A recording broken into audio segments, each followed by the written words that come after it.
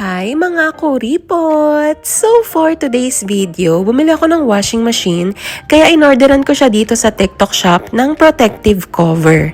UV and water resistant na nga pala to.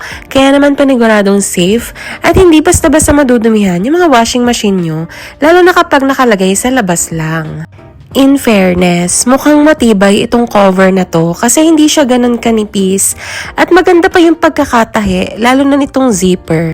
They have different sizes available kaya naman ang in-order ko ay yung large na kasi medyo malaki itong washing machine ko, nasa 9 kg yan ng LG.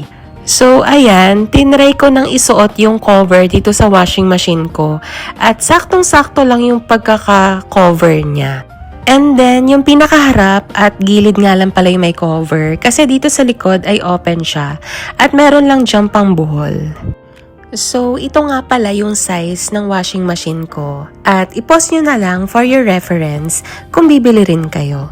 Ang pinaka nagustuhan ko naman dito sa cover na to ay hindi mo na siya kailangan hubarin dun sa washing machine kapag gagamitin mo.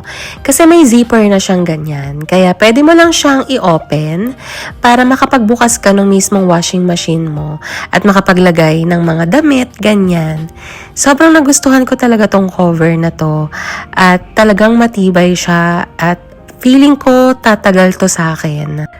Plus one din dito sa color ng cover. Very aesthetic, diba?